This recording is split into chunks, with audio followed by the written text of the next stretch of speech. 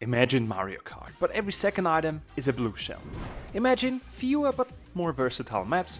Imagine you could upgrade Luigi from a small and slow plumber to a, well, let's be real, still small because he's from Italy, but incredibly fast racer.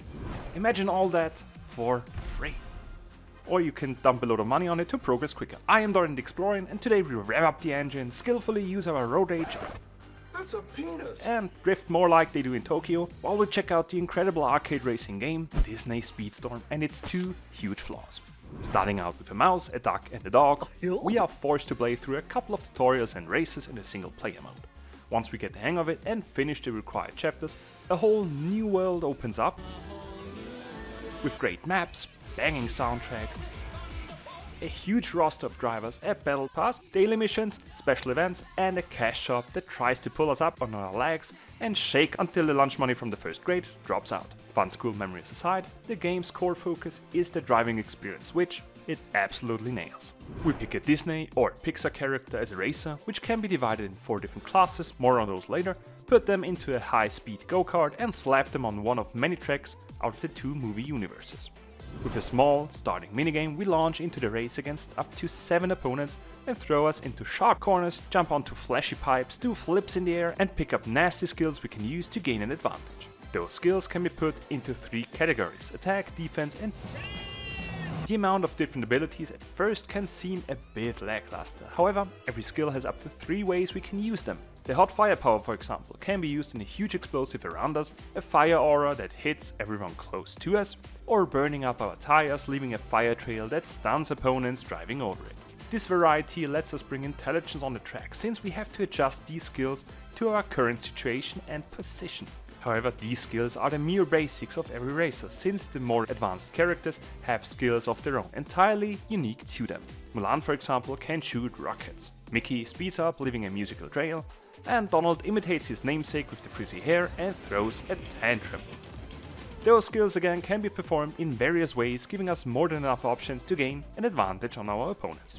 Another advantage would be the usage of the driver's Nitro Boost, which fills up in many different ways depending on the racer's class and our overall driving skills. The bar in general gets filled when driving in a slipstream behind another car, by hitting enemies with offensive skills, by driving balance on the neon pipes, and by drifting around a corner. This drift is our bread and butter when trying to speed up, since a successful drift not only fills our nitro bar, but also gives us a boost as well.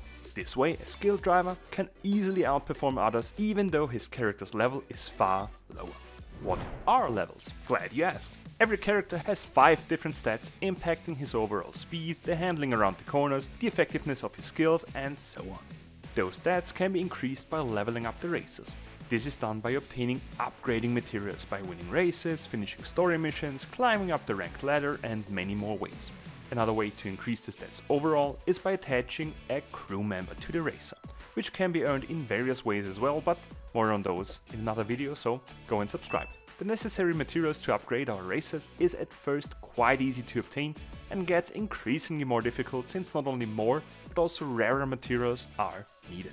Luckily, the single player chapters give us a lot of materials as one of the game's modes, which we will tackle in a minute. But first we have to address the first of the 2 huge flaws of Speedstorm. The leveling system itself is decent, and it feels incredibly rewarding leveling up your heroes and feeling the difference on the track right away.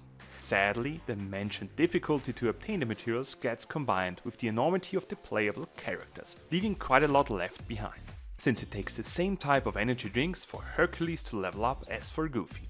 I for one have a lot of characters decently level up thanks to the many chapter missions and my lack of social life, but here comes the controversy. Even though the game offers you just enough materials to upgrade a handful of characters you like, some missions require you to use specific races or drivers from a certain movie, like Aladdin or Toy Story. If you have one of those drivers leveled up, good! If not, Sucks to be you, nerd. luckily the game offers a solution, but we saved that one for last. Next to the surprisingly entertaining solo player missions in the chapters, we further have a lot of other modes and activities we can do. Granted, all are races in some form, but hey, it's a racing game. Every day we are being greeted by daily activities like events or missions to gain experience points in the battle pass. On top of the daily events getting basic materials, we also have timed races against other players incredible opportunities to test out new heroes, and universe-specific challenges which change every couple of days. All those events, as well as the chapters, are single player, seeing us face off against computer-driven races, while the multiplayer options offer us ranked races against similar skilled players, private tracks we can set up for an online co-op session with friends, or a local play with split screen to become the hero of your kids, or force your partner into spending more time with you. Sucks to be them. The ranked mode is one of the most enjoyable ways to play the game, since the learning curve goes up fast, while the duration of the races is manageable and we can always shake off a loss quite quickly with another run. However, this ranked mode can become a major buzzkill. Once we include the power of the player's credit card, culminating in the second biggest flaw of the game, the cash shop. Every hero, every material, every crew member and every politician can be bought. Not all in the game's cash shop, but nonetheless we can simply swipe our credit card to level up and unlock every hero's full potential. These items are either hidden behind loot boxes or offered directly for one of the two in-game currencies. Both currencies can be obtained in different modes, allowing us to buy upgrading items or cosmetics without spending a dime. Regardless, the amount free-to-play players gather is easily outperformed by a quick swipe of the credit card. I, for one, amassed about $25 worth of in-game currency in approximately... well, oh boy. Nonetheless, it is fair to say that even a higher level driver can easily lose against a good player with less resources. Even though a brilliant driver will dominate a whale, it is quite discouraging seeing the offensive cash shop. Even though this combination of an abusive cash shop and the upgrading limits we will encounter, the incredibly entertaining racing gameplay, the variety of races, tracks and items, and the amazing feeling you get when pulling off the perfect drift around the corner is completely free. So, what do you think about Disney Speedstorm? Let me know in the comments, subscribe to be updated on more content like this, and have a great day or evening.